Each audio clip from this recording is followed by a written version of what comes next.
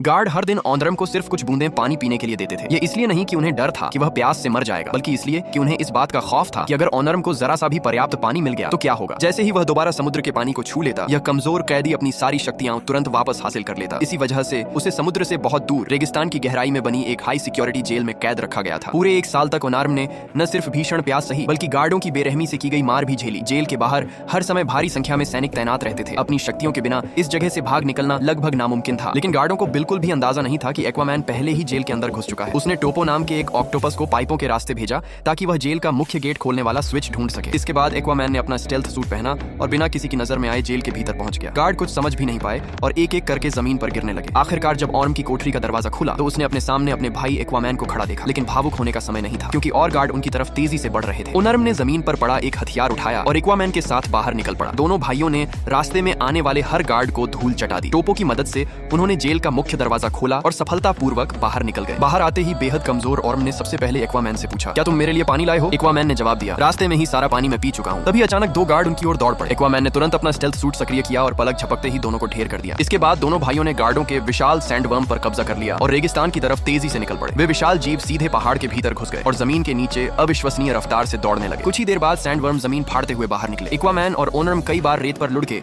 और फिर किसी तरह संभल कर खड़े हुए। एक्वामैन ने ओनरम से कहा, समुद्र अब बस थोड़ी ही दूर है। जैसे ही तुम पानी तक पहुंचोगे तुम्हारी सारी शक्तियां वापस लौट आएंगी। लेकिन तभी जेल के गार्ड भी जमीन के नीचे से निकलकर उनके पीछे पहुंच गए। अपने भाई को थोड़ा और समय देने के लिए एक्वामैन ने फिर से अपना स्टेल्थ सूट चालू किया और अकेले ही दुश्मनों को रोकने के लिए उनके सामने डट गया। उधर ओनरम अपनी बची खुची ताकत के सहारे घिसटते हुए समुद्र की ओर बढ़ता रहा। वह पानी से सिर्फ कुछ कदम दूर था कि उसका शरीर पूरी तरह जवाब दे गया और वह समुद्र तट पर गिर पड़ा। 4 गार्ड तुरंत उसे चारों तरफ से घेर लेते हैं। उन्हें पूरा यकीन था कि ओनर्म ने अभी तक अपनी शक्तियां वापस नहीं पाई हैं, इसलिए अब उसे मारना बेहद आसान होगा। ओनर्म इतना कमजोर था कि पलटकर वार भी नहीं कर सकता था। लेकिन जैसे ही गार्ड उस पर हमला करने वाले थे तभी समुद्र से एक विशाल लहर उठी और तेजी से किनारे की ओर आई। समुद्र का पानी सीधे ऑर्म के शरीर से टकराया। जैसे ही पानी ने उसे छुआ, उसका सूखा और कमजोर शरीर पल भर में फिर से ताकतवर हो गया। उसकी खोई हुई सारी शक्तियां वापस लौट आईं, जो